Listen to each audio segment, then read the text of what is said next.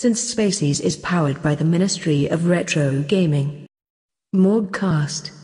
Number 5. Warning, strong language is used in this video.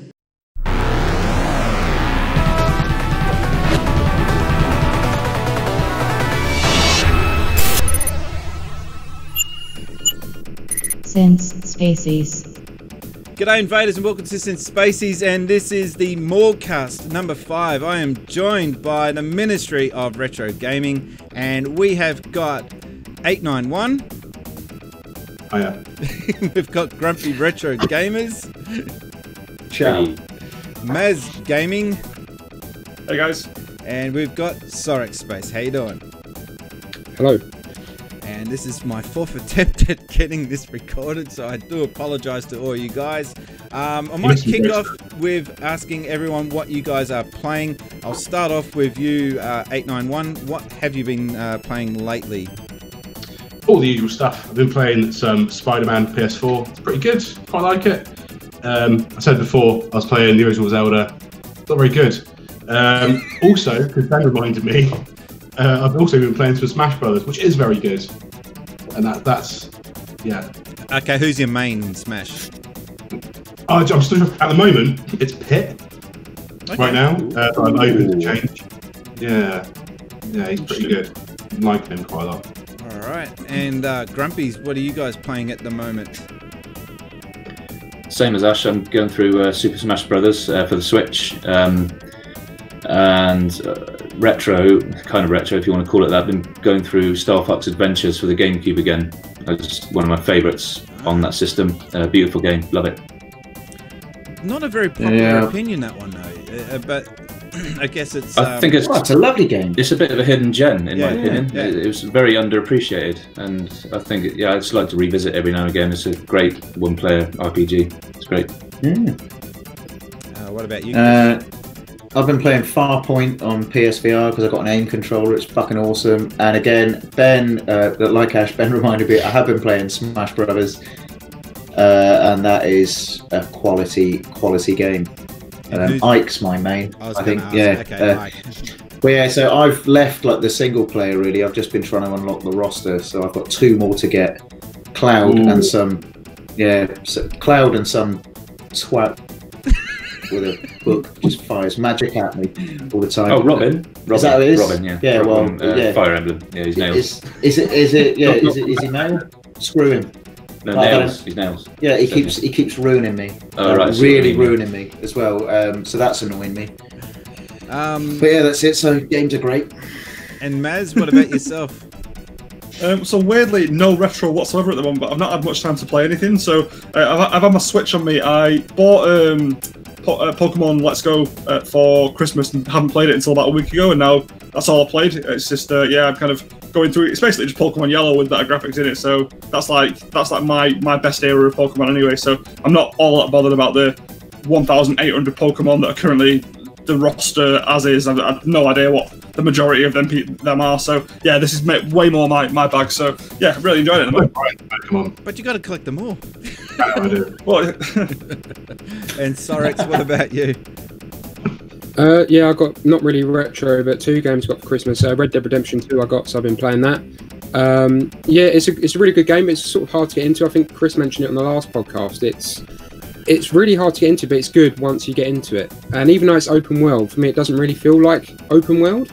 It's hard to explain, but it's quite hard to get into, but it is good. And I've been playing Pokemon Let's Go as well, like Maz. And yeah, it's good, but as he says, it's a bit more of the same Pokemon Yellow, but with good graphics. So yeah, it's still good though. Yeah, enjoying it anyway.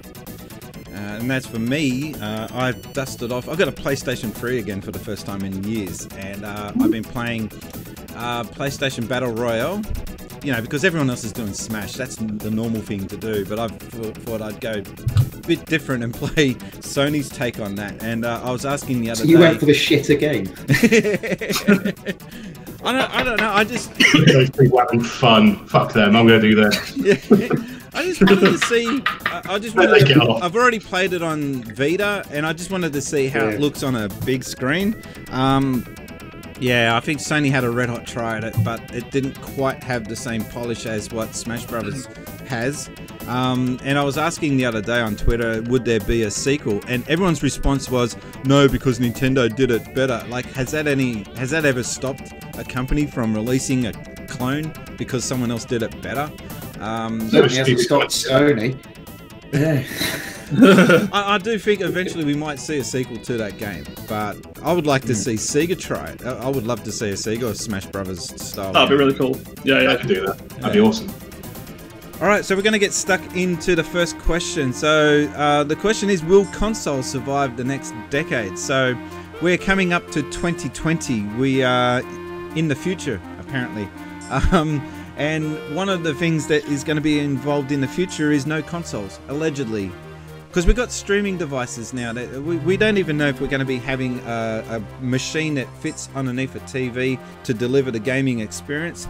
We don't even know if there'll be a need for TVs. Will we be just portable?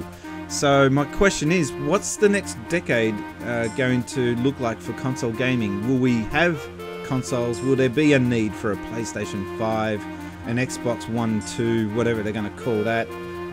Who's got a thought on what the future of consoles is going to be? For example, we don't even know if the PlayStation 5 is going to have anywhere to put a disc in, or whatever they're going to choose for their next media. Anyone? I'll tell you this now. I know what the next generation of consoles is going to be. It's the same bullshit that happened with this generation. It's one digit and one letter. It's 8K. That's what's going to happen. It means nothing. It means absolutely nothing, because 8K tellies are already on the way. And suddenly a gaming muso appeared. We've got gaming muso. Yeah, he just turned up at the bottom, grinning. Yeah. Just when you're ready. I'll be devastated if we don't have consoles. Yeah, same. I love consoles. I love having physical media, and with everything that's happened with, I know it's only Lego Harry Potter and Lego, all that bollocks, but I like to own what I've paid 60 quid for. And I think a lot of people, I think it's going to hit people hard. There's a few people that say, all of my library's digital, give a shit, I don't care. I prefer to have it digital. Yeah, you're going to be wearing that. Yeah, you're going to be wearing that grin around your ass when you don't have your games anymore. Yeah, you're going to be left out in the cold when the next generation comes along. I've got a massive collection of games that are on disc, and I love them. Yeah, because I can play them whenever I want. But yeah, we're the old people though. We're the outgoing generation, because I honestly think even this current. Yeah, but kids are fucking stupid. You talk to a kid, they're a fucking idiot. All of them, they're stupid. They floss because they saw it on Fortnite. Fortnite's a good game, but they fucking floss in the streets. They do. Kids are stupid. Is it legal to kick kids up the ass if they floss? Is that still legal? The Ministry of Retro Gaming would just like to say that the opinions of Chris are not shared by the. They fucking better be. I share. Otherwise, I'm out. I share. Yeah. I think if the new generation's got an issue already, which is a bit of a weird logistical one, because I think they will have physical media only because the cost of SSDs aren't cheap enough yet, and they kind of need SSDs, but they're not anywhere. So at the moment, it's a problem already having under a couple of terabytes. The games are regularly 100 gig a pop, aren't they? And you've got to wait 500 hours to download a game now. That's not going to get you better, because you can't realistically have an SSD big enough, because it's not cheap enough yet, which is a part of the problem. So you probably will still have discs and sub capacity, which is shit. I suppose, that's my favourite thing, is if I buy a game on disc, I'm still, again, I think it's because we're old, but I like, if I buy something on a Saturday, like if I buy a game on a Saturday at, say, 11 o'clock, by 12 o'clock, I want to be playing that game. Yeah. Now, if I download a game, I can download. I think, I've got a Saturday off, brilliant. So I start downloading at 9 in the morning. I can play that by the next fucking Saturday, because I've got to go to work in between those hours. So I've got something to add to that. I just picked up a NVIDIA Shield, which is a streaming box, and I was playing Sonic All-Star Racing, streaming it. And so that eliminates the issue about people having to wait for games to install patches. With that, there's no need to install a patch. However, the downside is if you're living in an area that's got, mediocre or rubbish internet, you're going to struggle. But is streaming going to be the future of consoles? Are we going to be no longer owning a single thing? It's just going to be like a Netflix style. You flick the switch and then basically that game starts. It's the only way it can realistically go, I think. Seriously, like Exactly, I think, yeah, agreed. Getting bigger all the time. And also, if you start making the reason for people to start streaming more and using more data, all like the infrastructure companies will respond and start putting their finger out when it comes to internet. But I don't think there's any other real way to do it. And I hate the idea of, even if you own something digital, you won't even own it, because they decide to stop streaming it, just gone forever, isn't it? There's never going to, that's even worse than digital purchasing. The fact that you've got either, rent a game or subscribe to a game. If you stop paying, you stop playing, or if they decide to just get rid of it, it's just gone. Bollocks. Yeah. I mean, I'll be honest, like, the reason why I tapped out of this generation, and just decided not to get involved until the Switch came out, was exactly this reason. The last thing I want to do is, because I've had awful internet up until a few months ago here, so you can imagine me getting Red Dead Redemption and then waiting 6 months to play it. What is the point? And it's just all right, mate. You'll wait 6 months to get out the tutorial, so don't worry about it. But honestly, I think genuinely, like that would be the point that I would go. You know what? I am now just a retro gamer. I have no interest whatsoever in the future of gaming. And I think the real issue at the moment is that the PS4 Pro and the Xbox One X was so relatively recent that the next version is going to be so incremental. It's kind of pointless. Because until everyone, like, I've even got a 4K telly now, and I have no interest in. Like, I've always been one of them people where I'm quite happy with the DVD, Blu-rays, not bothered. Like, for me, the graphical, I mean, how well do you need to see the fucking thing, really? You know what I mean? Like, a game's a game, and retro games were amazing because of the storyline and the gameplay and all the rest of it. We didn't need Ultra 8K and all the rest of it, and don't get me wrong, that's amazing, and Red Dead looks awesome, Spider-Man looks amazing, Forza, I look at that and go, wow, that is cool, but it would never ever push me to buy something for that. It's just not why I would bother. Here's the thing though, right, like, even now you've got the entire thing where, with the Switch coming out, it's proven that people don't care as much about games looking as good as they possibly could, because everyone's already buying games that don't look amazing. And the thing is also, off the back of that, part of the reason why games are getting smaller is because they're getting prettier. All the effort, or the lion's share of the effort making games now goes into asset creation more than anything else. It's about making models and making scenery, and that's why games are getting more repetitive and smaller. But carrying the way they're going, it's just going to get worse. It only can get worse. It's just how the world works. So I think I wouldn't be interested if 10 years down the line, keep pushing the graphics. You're going to have sod all happening in the game. Everyone's going to be massively incremental. It'll look really pretty, but there'll be nothing to do. They're already too repetitive as it is. So I think this is a well-depressing question. Yeah. Basically, the question is the medium that every single person here knows and loves on its arse? Yes. Yeah. And everyone said yes. Everyone said yes. So, everything's shit, and I hate what I love. Gaming Muso, just to introduce you into the chat, have you got an opinion on this? So the question was, will consoles survive the next decade? Probably not. And that's been Gaming Muso. No. And what's I would the like reasons? them to, but I don't think that they will. I think that everything's going to become a hell of a lot more modular. And even if consoles do carry on, I think they're probably going to be more akin to PC gaming, just with incremental updates. That's about it. Okay, so one of the things that makes this next jump from this generation, if there's still generations, to the next, like PlayStation 5, Xbox One, 2, whatever they're going to call it, is that this was one of the first generations to get an incremental update. So you got the PlayStation 4 Pro and you got the Xbox One X, and those systems kind of made it plausible for you to hold on to those consoles on a longer basis. So there was no need to maybe look at getting an upgrade. So by the time the PlayStation 5 does come out, it's not going to be that same effect, because the biggest jump in generations, I think, was from the Mega Drive era to Saturn, or Super Nintendo to Nintendo 64. For me, that was one of the biggest jumps, because it went from 2D to 3D. We're not going to see that kind of a jump in generation again. What are they going to introduce in this next generation? It's going to make you want to go, wow, I need that. And it's going to be all about services in games. And I don't know if that's going to be something that old school crusty gamers like me are going to be really excited about. What about you guys? I think, Yeah, I think the only I don't know. You look at Oh, sorry, Alex, go on, mate.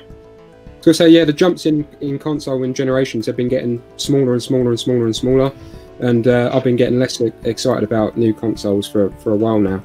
I think consoles will always exist because I think people like us like the physical medium.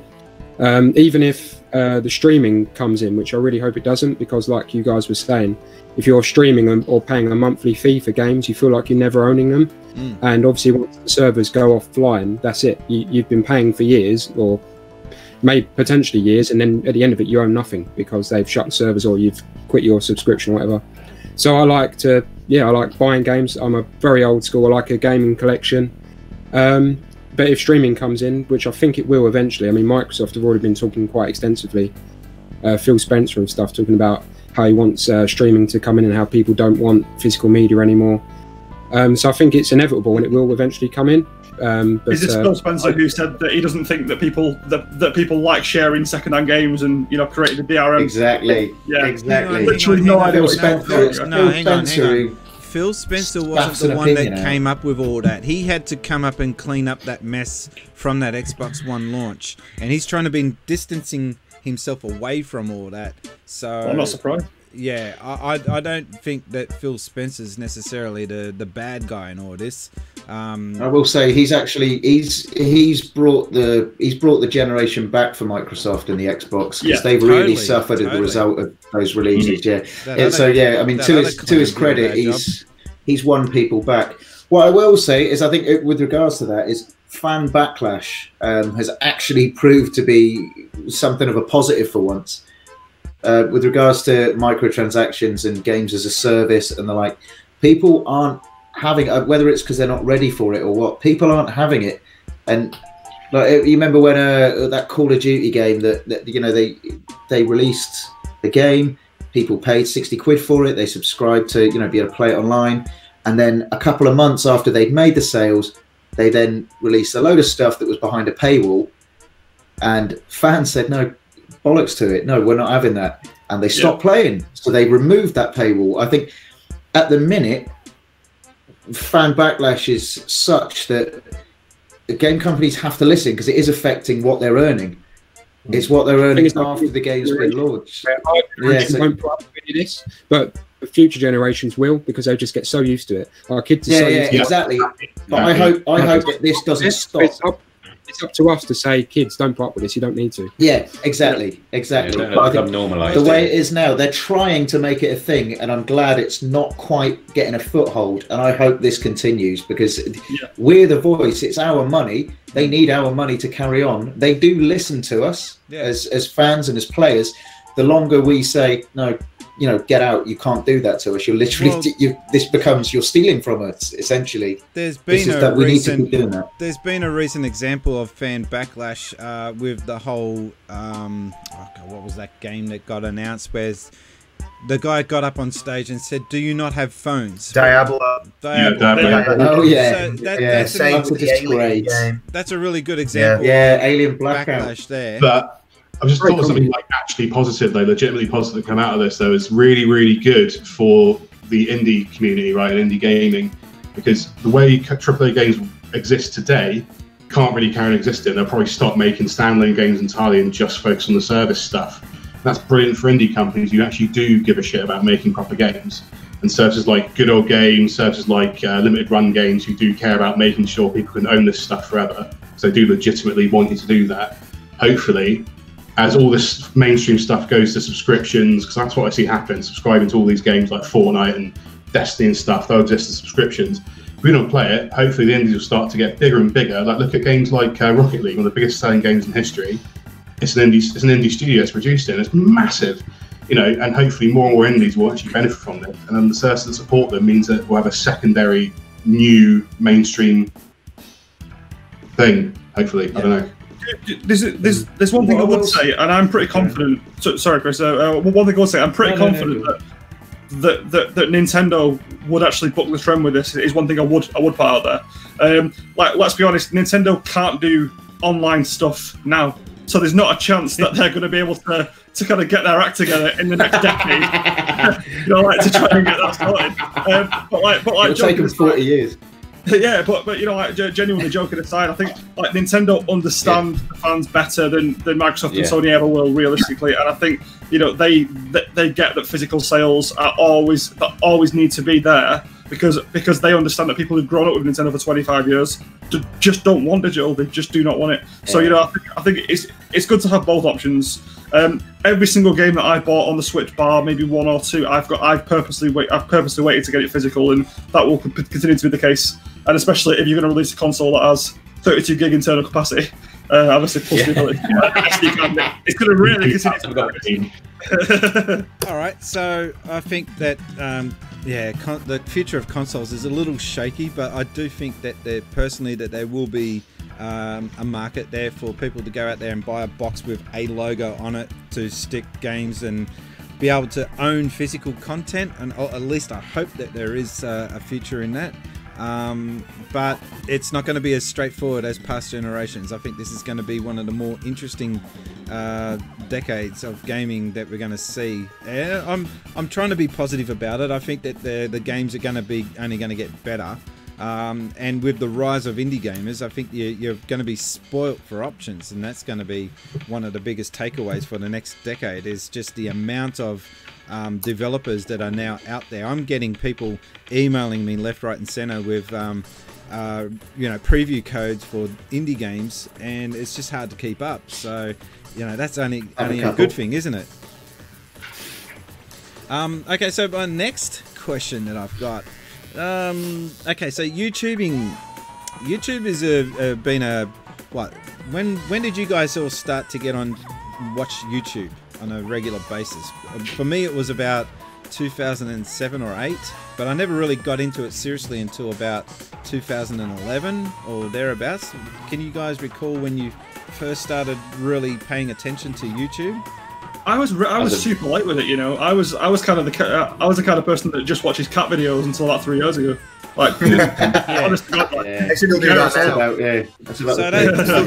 That pretty much sums up most people's experience with YouTube. At first, it was just for those quick, funny. It was like Funniest Home Videos World Edition. And it eventually evolved into something that is more meaningful and allowing people from their bedrooms and whatever to get out there and have a voice. So for me, YouTube's biggest feature is the fact that it allows people, just creators, to come out there and just get a wider exposure. But now I think YouTube's kind of lost the plot, and the latest YouTube Rewind video kind of emphasised that fact. Well, you don't like Will Smith? Well, when the video first kicks in, and the first thing you see is Will Smith, you start to think, okay, well, there's your first problem. He's not even a bloody YouTuber. There was nobody that wasn't under sort of like 10 million subscribers, and even there was a guy on there, on that bus, like the Fortnite bus, where they had loads of famous YouTubers who came out. There was a guy, I forget his name, but he's on like something like 8 million subscribers. So still a sizable chunk. They flew him out to LA. He filmed his bit. He watched his bit back. And he's a blur. And so he tweeted about it and said like it was the biggest waste of time of his life. Oh no, Marcus Brownlee's not the guy. Marcus Brownlee is the one that Will Smith mentions at the very start. And I've been watching that guy. I've been watching his channel since before his voice broke. That's so that's how long he's been doing it. Yeah. He's a good guy. He said it would be wasn't he? Sorry. He wasn't happy about it, was he? He sort of did a whole video saying how disappointing he found it, the whole thing. And PewDiePie put out a video. We're not all fans here of PewDiePie, but he did put out a video, a Rewind, and that got the most likes. So something's amiss. Oh yeah, when you saw that YouTube Rewind video, it's got many, many, many more dislikes. I haven't seen a ratio in a while, but it was so many more dislikes. It got dislike bombs. Everyone else that are watching it, isn't it? And I don't know about everyone else. I'd only heard of Will Smith really out of all of those people. I mean, I saw John Oliver and other sort of US TV presenters. It's like that's not really. That's for me the most cringiest part of that whole video was seeing talk show hosts trying to do Fortnite dances. Exactly. That was just Get that was the moment YouTubers where I was thinking, on who authorized this? Who greenlit this? This is just so wrong. It all seemed very forced, didn't it? And it was about one person in their bedroom, or a team of people, a very small team of people, just making their own content, their own original content that wasn't TV. And now, when I look at the homepage of YouTube, it's just Ellen DeGeneres and all sorts of TV. It's clips from a TV show. Yeah, but at the same time, you look at like reality shows, and they've got YouTubers like that fucking doing ballroom dancing. You're like, it's like, do you know what I mean? Though it's like YouTube seem to have. It's almost like with this rewind, they've forgotten what makes YouTube different from TV. This is why people go to YouTube to watch something that isn't on mainstream like telly. Also, when you look at the trending sections, there's always the same channels all the time. That's not trending, is it? That's just the same thing. That's ones you put there, That's ones that you definitely put on the trending sections because you want to push that. The reason why I brought this topic up was not to rag out on YouTube, but they do deserve it. I would like to see a hashtag start off, not my YouTube. But every time you see a channel getting promoted by the YouTube official Twitter account, just flood it with "not my YouTube" hashtag. But my question actually is: YouTubing in the 20s, is it going to get better, or is YouTube as a company going to just lose the plot? And is there any chance for a rival company perhaps to maybe come up and take some of the spotlight? You know what? I really what they've done recently. Sorry, what was that? Gaming Muso? So after what they've done recently, like removing spam, but then removing people's genuine subscribers at the same time. So, just for the record, how many subscribers did you lose in that purge? I am back to. Let me have a look now. I am back to nearly 700. And I had 1,500, so I lost a hell of a lot. That's pretty savage. That is really savage. Yeah. And you know, for a channel that's, for most of us, none of us here are big channels, and I don't understand why not. Because we're not on trending. That's right. Not trending. I'm not Ellen DeGeneres or whatever her name is, and that's the. It's because we haven't been trending for the last 2 years. Yeah. Because we don't know Will Smith. Although recently, Top Hat Gaming Man's wife has just been hitting YouTube. That's mental. And she got featured. What? His wife? Yeah, and she got featured on the YouTube official Twitter account or whatever. What? She's been promoted. She did. His wife? 2 days ago, I think. And what do you mean? I've got nothing against her. I'm sure I've seen her videos. She does put out for someone that's just starting out. It's a solid effort for her first few couple of videos. But in the meantime, and Top Hat Gaming Man himself pointed it out, that he knows so many other channels that are more deserving of it. Why did they single her out and feature her on the promoted spotlight? That just doesn't make sense. Who's his wife? Lady Decade, isn't it? What? Lady Decade. That's I was going to say that. She put out one video and like it went mental. Like, and I watched the video. It was a really good video. But Again, I got no issues against her and her video. It's just my point is it's just a little bit unusual that she's only been on the scene for 5 minutes, and all of a sudden they've just got a hold of that and promoted the heck out of it. So I wondered what the score was there. That makes sense. Maybe it's the start of something new for YouTube. Maybe they're going to start doing this. Maybe this is a new thing. They're just going to start doing videos that they've noticed or channels that they've noticed. They might start promoting just to give smaller ones a bit of a jump, a bit of a boost. Maybe. Yeah. It would be nice. There's a lot of channels that deserve promotion. Yeah, I mean, realistically, probably not, knowing YouTube's background. But I think, do you know what? That everything from the whole YouTube Rewind thing and all the rest of it, you know what? I'm glad that YouTube did that, because it just proves what everyone assumes anyway, is that they couldn't give a fuck if you've got less than 1 million subscribers. You are, like, you know, I'm well aware, you know, that we use the service for free and fair play, but they absolutely couldn't care less if we're here or not, realistically. It's one of those, isn't it? And in terms of the question about whether YouTube's going to get better or worse, I think the content is going to get significantly worse. in my opinion. So I think maybe not so much in the retro gaming community, because I think everyone seems to know what they're on about. Otherwise, you can't really, like, unless you've got a base knowledge, you probably can't do what they're doing. But in terms of the general YouTuber, people doing the shit prank videos and the couple prank videos, like, basically all the wanky stuff is only going to get worse because it's so oversaturated that in order to stand out, you have to pretend to shoot your friend in the head like that Sam Pepper did. You have to, you know what I mean? Or you have to do something else ridiculous in order to stand out, and it's that went from 0 to 60 really quickly. What? It angers me. Yeah, like prank videos. You know, you have to pretend to shoot your mate. Oh, right.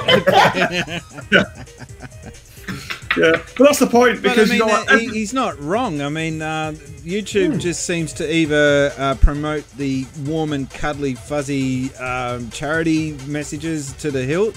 I got no issue with that, but that's not what everyone comes onto YouTube to watch. For me, the biggest thing about YouTube was watching guys talking about something, or girls that talking about something that they're really passionate about. And it's not about watching talk show highlights and watching Hollywood trailers. That was never what interested me in YouTube to begin with. But that's where the direction that YouTube seemed to want to push it all the time. Another thing is they encourage daily videos and constant videos, so that'd be like blogs and things like that. Whereas if you're trying to produce anything of any quality that you need to spend time on, that you maybe upload once a month, you're not going to get very far, unfortunately, unless it's really pushed. Which is like back when Newgrounds sort of died, all the cartoonists came to YouTube back when it was fertile, and these guys put months into something, get really successful. Now they don't make any money, so they all have to quit or try and go into television. They're all screwed. But like, as I say, I think the only company could probably even remotely do something to challenge YouTube right now would be Patreon. They went off and did a spin-off thing, because like all these companies try to do something similar or piggyback off of YouTube's success. They've all failed except for them. The fact that it needs to exist is I find absolutely disgusting. It shouldn't need to exist. If YouTube paid up properly, there wouldn't be any need for it. But people are getting used to the idea of paying to watch the people they like. I think if they started like a subscription service or like a pay for what you want to watch service, you can subscribe to a channel that's going to cost you £1 a month to do it. Give it a few years, people get used to it. They might be able to actually produce something like that and actually have a legitimate YouTube, competitor for people who actually are interested in particular topics. That'd be awesome. Well, Amazon registered a trademark last year that was something like Amazon Tube, or it was something very, very similar, and it was all over the press saying, like, is Amazon going to wade in with their own version of, YouTube? And tell you what, if they did, I think that'd be such a good thing, because YouTube are well aware that they've got a complete monopoly on this. Up. I don't know who it's going to be, but there's got to be another big company that's just got to say, this YouTubing thing, I reckon we could challenge them on that. Amazon seems to be the most likely candidate. But surely there's got to be one or two other companies out there that's got. I think Netflix could do it. Netflix would be a great option. If you have your classic TV and film bit, or you can just click into channels and then it's but it's just whether or not they've got the inclination. They've certainly got the money. You've just touched on something that have you seen their TV and film output in the last sort of year? Netflix's TV and film output in the last year, they've poured millions into what? I mean, if anyone disagrees with me, then they're wrong. I know it's in a matter of opinion, but my one's the right one. It's shit, really shit. Netflix really, but their original programming started out so well, it was brilliant, and then all of a sudden they decided, they went, oh well, don't worry about decent storylines and that. We'll just put out shite, and that's what they've gone with. They've gone with that because people still watch it because there's fuck all else to watch on there. That's why. So fuck Netflix. Okay, so what I was going to say, sorry. Wow. What I was going and he said that I went from 0 to 60. What I was going to say is that, Mark, you touched on something there that I think YouTube should have done long ago. And if YouTube are so wanting to get into bed with Hollywood and have talk show hosts as being their major push, why don't they split YouTube into two? So have YouTube Gold or whatever they want to call it, and that be their major. It's YouTube Red, isn't it? YouTube Red and all the premium stuff. Yeah, YouTube Red's what? No, that's dead now. It's called YouTube Premium. They renamed it. But what I'm getting at is, the smaller channels like ourselves should be just on standard YouTube, and all this other Hollywood stuff that they so desperately want to get into, create another platform for that, and that can be surviving on its own. Leave us YouTubers alone and give us our space is kind of what I'm saying there. I don't think it's necessarily could work like that, because also it's not just the Hollywood stuff. They do support. You have to be big enough to get on their radar, but they do support like interest channels. You know, like places like Marques Brownlee. Like they get behind these people who do just do one thing. He's not the only one, but there's so many. They do. Although the level they do it is ridiculous, but I think, you know, they could do a bit more support to get more people, because that's I think where they want to go. They want to make it. They know it's an alternative to television for people who want to have or watch things that interest them rather than the random stream of bollocks that isn't movies. So yeah, put some more effort into try and build some more people up. I love Marques Brownlee's channel. He's always been putting out decent content about, you know, geek, nerdy tech stuff, and he deserves all the success. I think he's got enough now to have bought himself a Tesla car in real life, so he's obviously doing something right. But it would be nice though to see YouTube get behind some other channels and support on a more wide basis, instead of just concentrating on the channels that have got 1 million plus subscribers. Yeah, I would like to see more support for smaller channels. What I would say is it's good that they can't stop us doing sort of things like this, the Ministry of Retro Gaming, where channels get together and promote each other. I think that's a really good thing. No, I do agree. I think a split would be fine, because even like you know, the Pauls and the Paul brothers, they're multi millionaires now. Leave that. If 14-year-old kids want to see what fucking Jake Paul's socks, what socks he's putting on one day, and that's his video, absolutely fine. Don't worry about that. But send that somewhere else, and let people who want to do something that's meaningful, then put that on regular YouTube. I do agree. Sort of separate section for exactly. I think smaller YouTube, we should be given a chance. And I know that in the last couple of months, YouTube have actually sorted out their monetization for medium channels, because they were all just taking ad deals. So YouTube were losing money there, so they had to do it. But again, for people like us that just want to make content for other people to watch, we should be given the opportunity to do it. And I think YouTube are going to have to start listening soon, because people are going to leave the platform. As soon as another opportunity, as soon as another option comes up, people are going to take it. You look at someone like Pixels Limited, Sam, and the level of content that he's putting out there, or someone like Octavius Kitten on some of their videos, where it's incredibly, you can tell the amount of work that's gone into it, the amount of thought, the amount of scripting, the editing, and all that, and then that gets this much attention, and then like you say, like Jake Paul having a shit gets 40 million views in 24 hours. Has he had a shit? Mate, probably. Honestly, wait, sorry. Can you link that, because I missed that one? Can you put a link? Yeah. Are you behind? I totally missed that one. In fairness, that's a video. That's so 2018. You're just so behind. Alright, I think we've dwelled enough on that. But I mean, I don't think we've really touched on the question though, and that is YouTube going to get better, or do you think that someone else is going to come along and steal YouTube's thunder? No, I think it'd be very hard for someone to. So who wants to go ahead? I think it's very hard to come in. I mean, VidMe tried it. I don't know if anyone tried VidMe. I think they came up with. It was quite a good platform, but they just can't compete. YouTube is everywhere. It's on phones. It's on your TV. And it's sort of, that's the conventional Google, isn't it? Conventional video website. Everyone uses it, even casual viewers. Video. So it's very hard. It's a Google company. Yeah, and it's run by Google. So try competing with them. Exactly. Amazon got the money, and someone like Patreon has the audience. They've always started to sort of build a bit of community around channels. So I think they'd be a good, because having the money to do it doesn't guarantee success. Look at Google Plus, right? They're all running the unit. And can they do a can they fuck? They couldn't. They just fell apart shit. So Amazon could do it if they felt like it, because they've got Twitch already, haven't they? Exactly. They've already partnered with Twitch and bought that. I think if Amazon, if they put their mind to it, they could create something that people, off the back of the success of their partnership with Twitch, they could create something that would rival YouTube. So this kind of leads into the next question. So just recently, a news story came out that music and movies is now being beaten by gaming. Gaming is now bigger than music and movies combined, not just each, combined.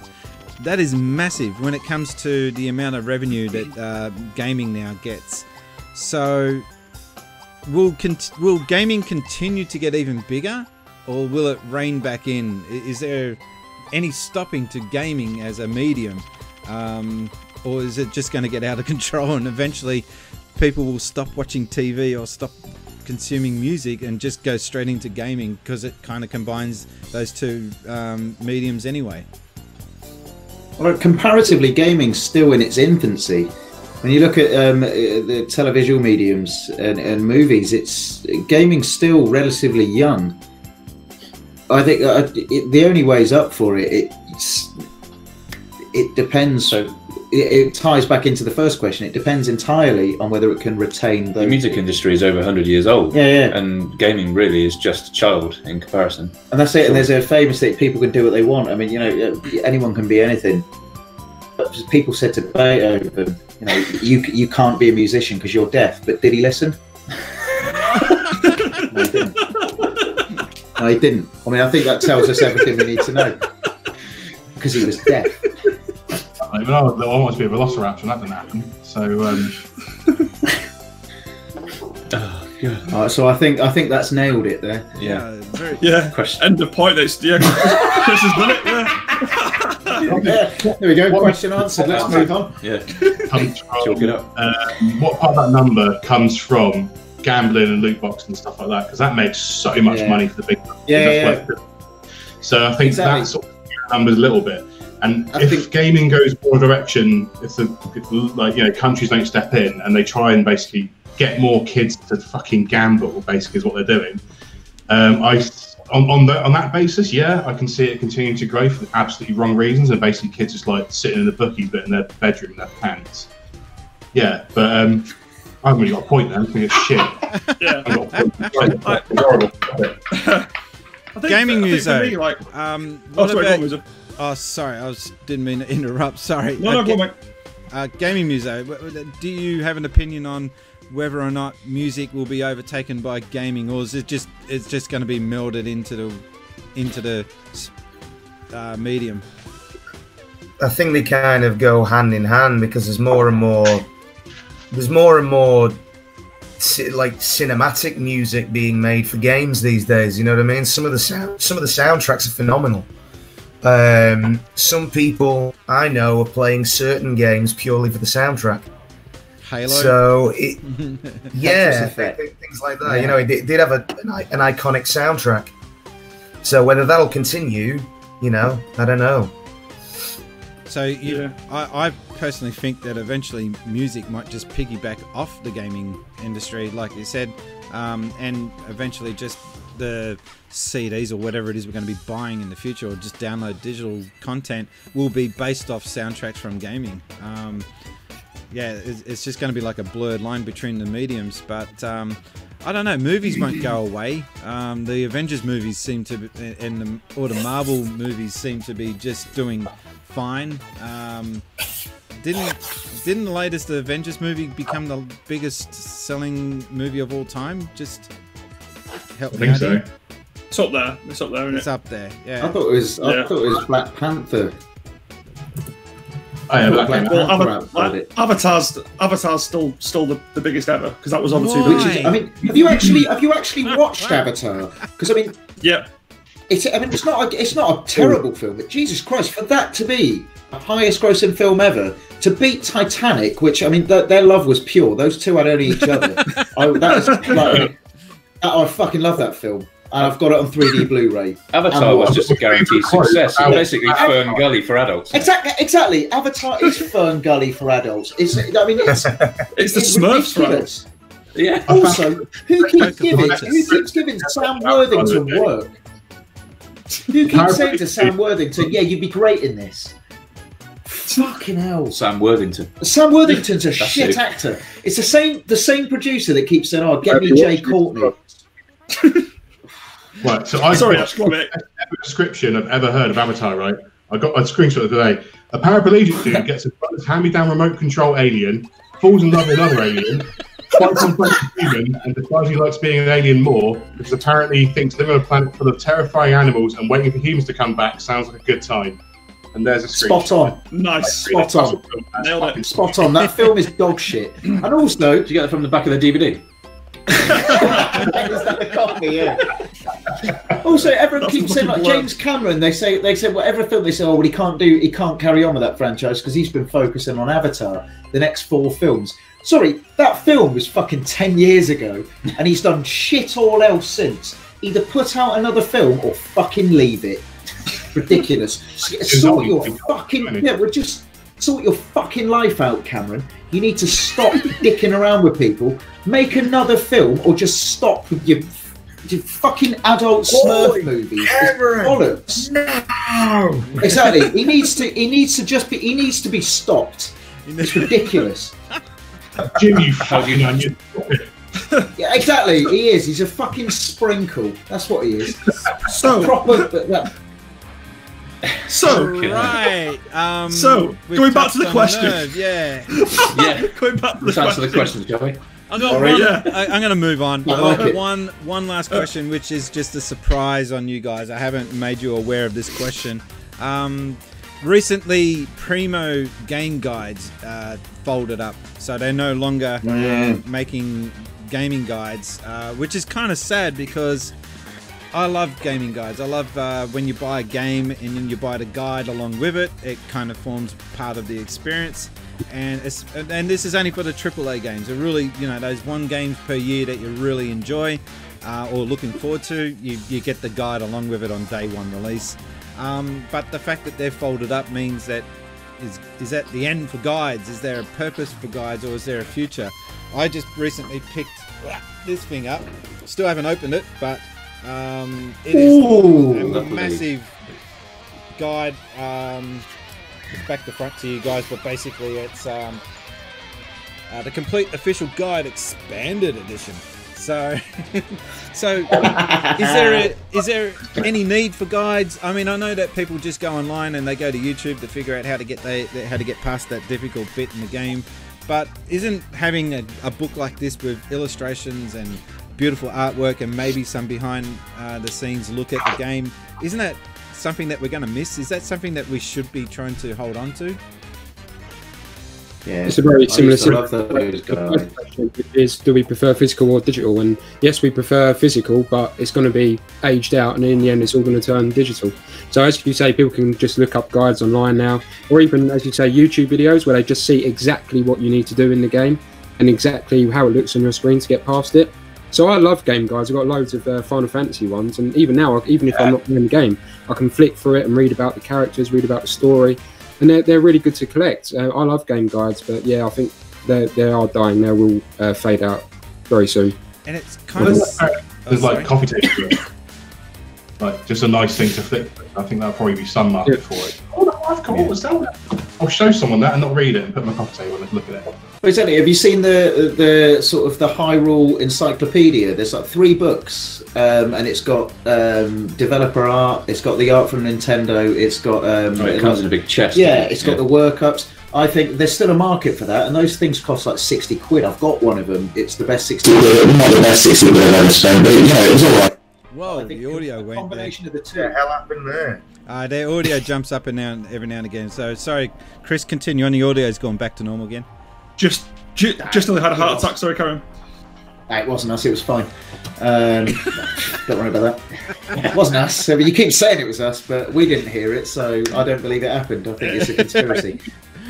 But what I was saying is that these big sort of the Hyrule Compendium books. There's 3 of them. They're like 60 quid.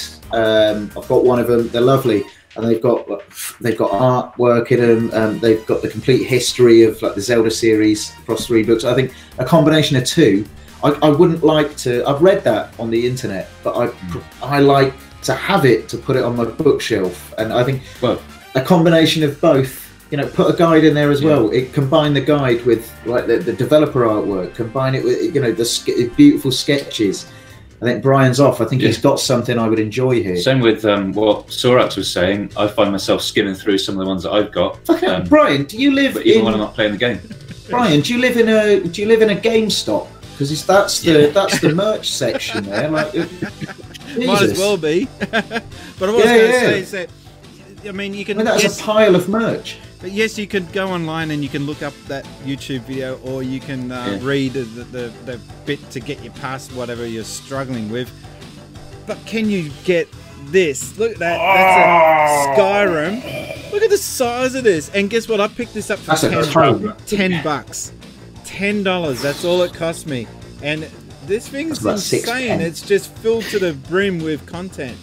And you can't tell me that just going online and looking up things compares to this. Exactly. No, I agree.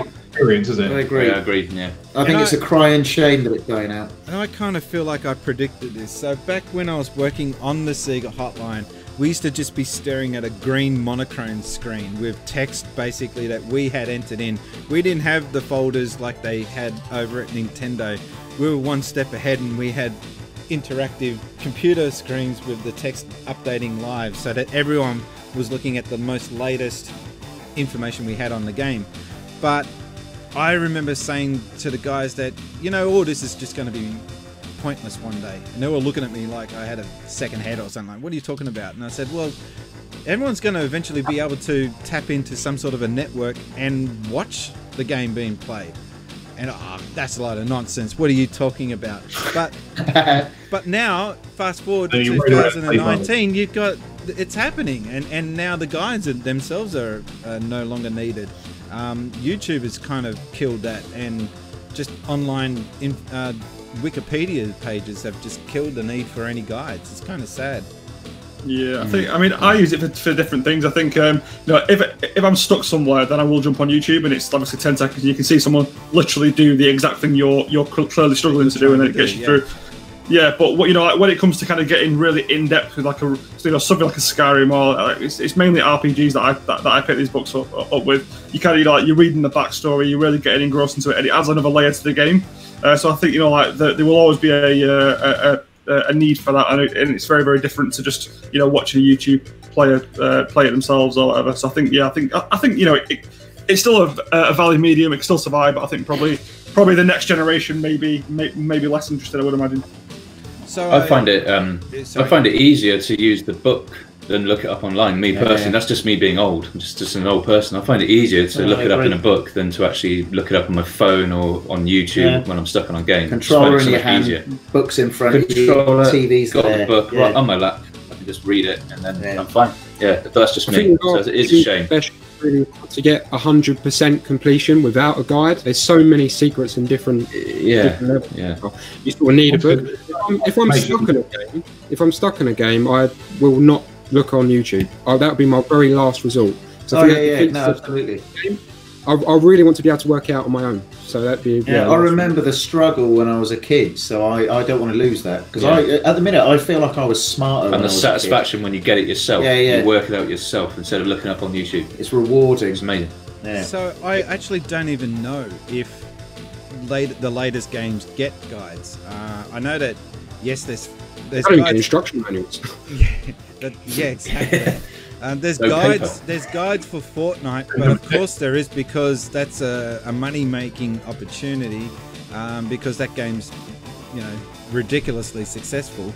But for any other release that's come out, like RPG-wise and that, I don't know. I don't think there's even companies out there making guides at all. So this question could be being asked too late. It could be that the guides are already dead and we're just discussing something that's already...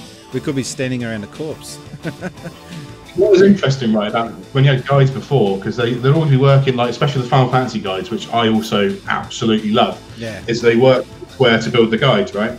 So that's first-party information. They'll always know stuff that they might know about something that won't get into the public domain for years and years and years and years. So what if the guys do die? There's lots of people in there probably spend their entire time just playing games to write guides on them, I imagine. Like, if these guys do die, will the quality of the stuff on the internet go down because they have no first-party information to base it off? From what I got told, the game guides that were being released, they weren't being made in-house. They were kind of outsourced to an independent who were given explicit access to finished or beta versions of the games. So I don't know if those guides actually contain all of the secrets or information that were in those games. They weren't official as such, were they? The No. Prima, they weren't. No, it wasn't official. Yeah, in-house. Yeah, like you say, in-house produced. So Also, a lot of the games that we play now, they're all beta games. So we essentially get the same All games are betas, aren't they? level of we get the same level of Yeah. access as the fuckers that make we know as guides, much as 'cause, they do. Yeah. we got to wait 6 months for that game. They go, oh, now it's finished. You go, I paid 60 quid 6 months ago. So I I picked, still get stuck in fucking walls. I picked up this just recently, and it is absolutely mint. God. Wow. Oh my god! Look how shiny that is, and Oh, that's beautiful. and it is chockers full of. Look at the screenshots on that. This is mid-90s stuff. Incredible. And I picked it That up is for only. gorgeous. It's still available. If anyone's looking online, you can still get this for $20, and it's mint. Sold. Whereabouts do you get it from? Where from? eBay.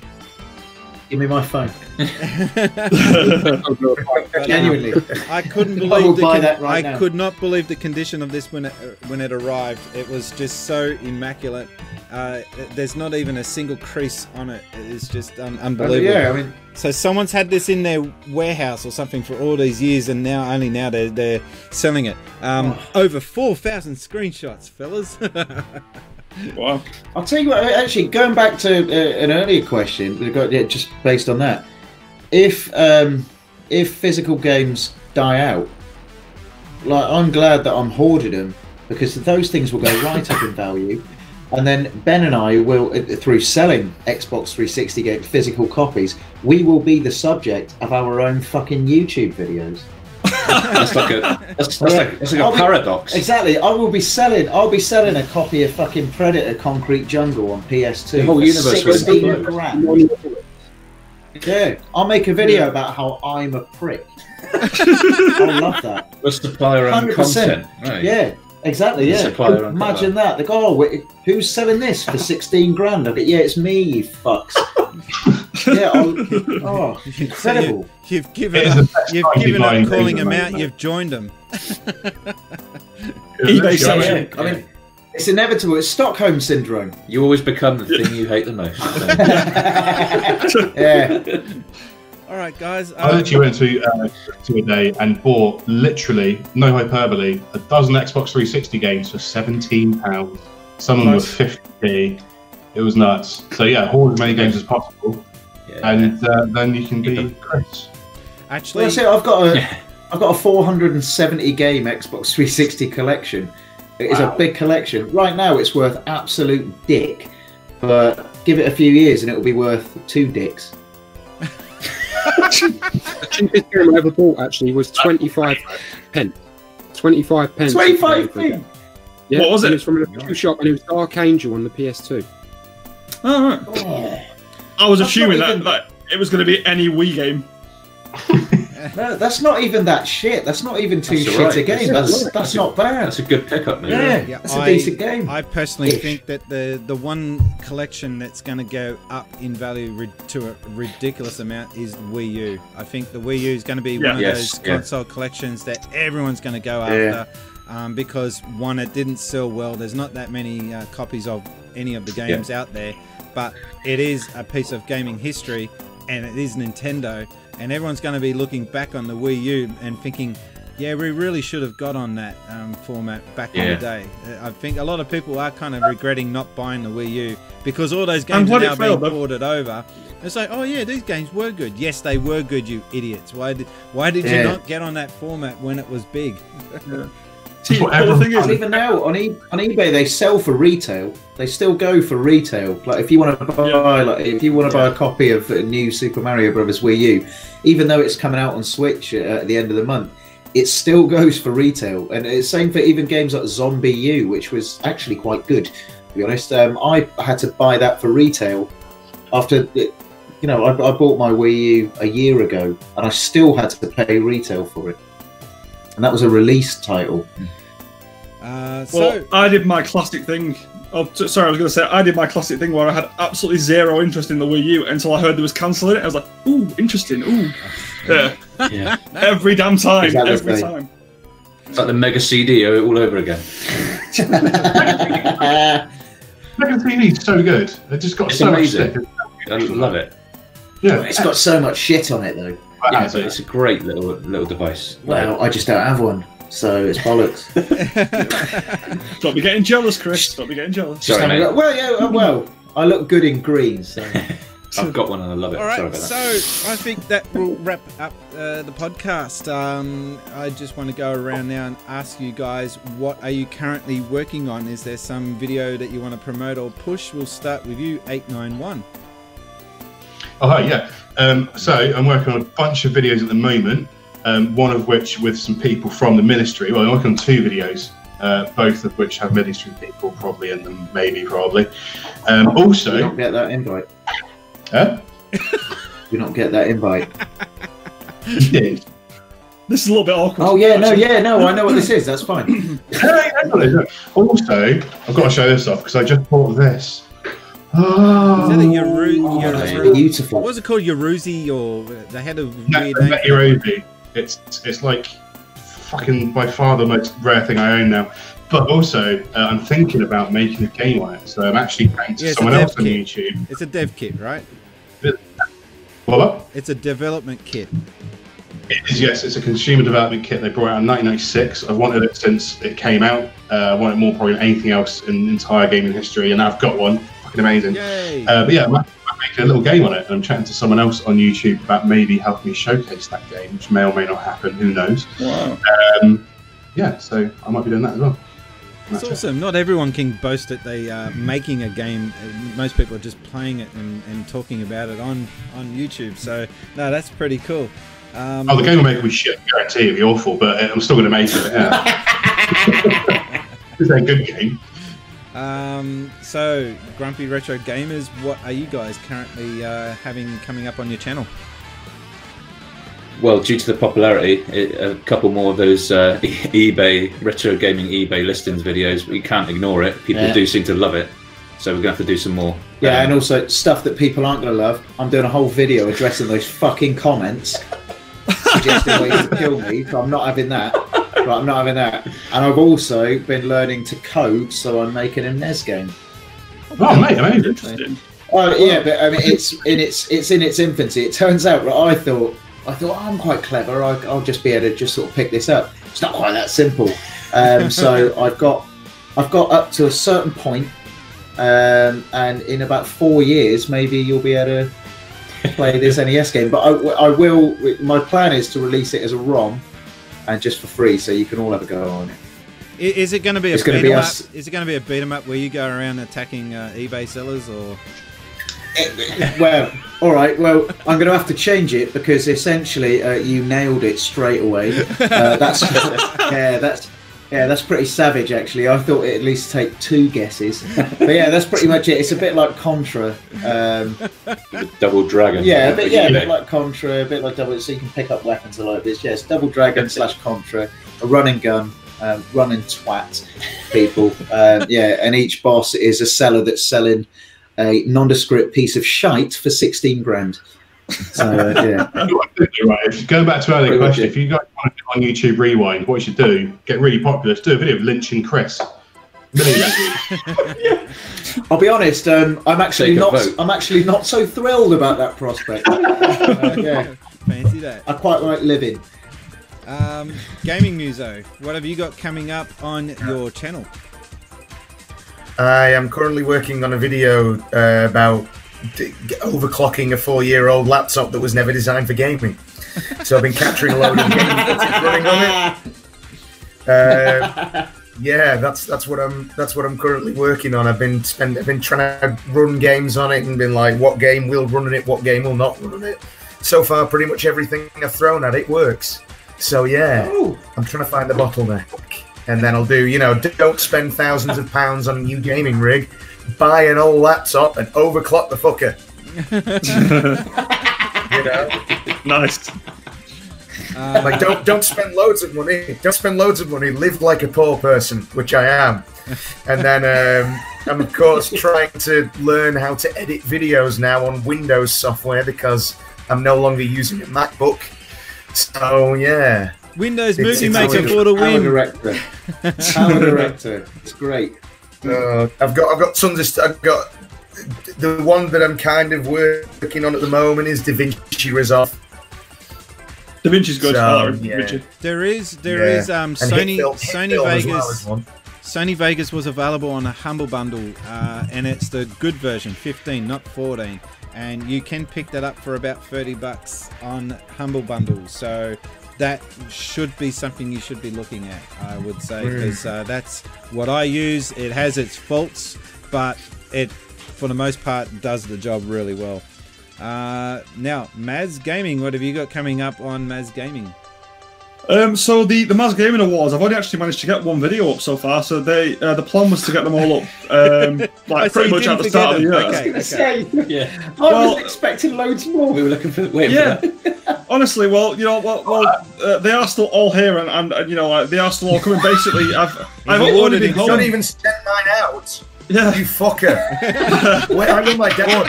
I want my fucking award so that I can stick it and I can feel then like I've achieved something and that I've done something of fucking conceivable use with my fucking life. Get it sent out to me. Look, I'm in my fucking pajamas here for God's sake, sat doing this podcast. Oh my god! This is all breaking down. This is all breaking down. So I've literally since like the Christmas, I've been home for about 4 days, and I was like fluing out of my head for 3 of those. So like today's the first day I've been home. So the plan is this weekend try and get hopefully at least 2 of them filmed, maybe 3, and then just put them up over the course of the next week. And I'm working on a script for another Ministry collab with everyone. So that will be all the ministers. But that is very much in its infancy, so I'll really flesh that out. Yeah, no one has yet, but yeah. Nobody tell Muzo. Yeah. What's he doing here? Fairness, we didn't know you were turning up. Who is he? Who is this nutcase? All right, and Sarek Space, what have you got coming up on the channel? Anything you care to share, or are you keeping it all top secret? No, well, I know my game reviews has sort of been top secret until I release them. But the main work I've been doing recently has been like sort of on other people's channels. So I've doing podcasts. I did a interview with the Geeky Game Dad, I think he's called, Geeky Dad Gaming. I did a video for Retro on them, which was which was a Fall Down 67. So no prizes for guessing what that's a parody of. So you can see that on the Retro Online YouTube account, and I've got some other videos on other YouTube channels coming up soon, so I'll be sure to share them. And there's a section on my channel, I think it's called Sorax in Different Spaces, very clever, eh? And you can watch videos from me on other channels. So, and then apart from that, I'll have and apart from that, I've got a pickup video coming up, and another games review coming up after that. So I just like that little moment where you're like, yeah. As for me on my channel, I'm going to be doing a little look at this device that you've seen in the background, the Tivu from Divoom. It is a Bluetooth speaker, and this thing is as impressive as all heck. I'm so in love with this thing, and I'll be doing a little bit of a feature on this. It has some really cool little graphics and pixel displays there, and it is super loud. So I'll be doing a bit of a look on that device. I was going to say console device. Also, my pickups video, I'm going to give away the main one, which is the toaster. Got to burn them fast. Is it shit? Sorry? Is it shit? Is that why you're getting rid of it? Everyone who's done like an unboxing on him I'm not unboxing it. It's just going to be giving that away. Yeah. And I've got about 8 videos that I've got to get through and edit. Just some Let's Play videos of me against other guys in Smash Brothers and other random games. So yeah, I've just got to get to getting those videos out there. So yeah, got quite a bit on my plate. Guys, been really awesome to be hosting the Ministry of Retro Gaming Morgcast. And just wanted to thank you guys for being up this late. It is only 8 o'clock, or hang on, what is it? No, what am I saying? It's like 11 o'clock almost now here. And I've just finished a gig. Sorry. Oh, you just you came rushing in halfway through there. sorry that we couldn't make it any later for you. All right, so thank you very much for everyone joining. Hopefully on the next Morgcast, I don't know who's hosting this next one. Do we know? Well, see, because it was all based on kind of doing it off numbers, but because of the purge, everyone's kind of switched places now. So I think it's just going to go to whoever wants to do the next one, who hasn't already done one. So we'll have a chat about that. All right, well, to be announced. But I'm hoping that we will see all of the ministers on the next one. That's my big hope, but not everyone could be here for tonight or today's one, unfortunately. But anyway, until next time, my name has been Brian, and I've been gaming since Spaceys. Thanks, guys.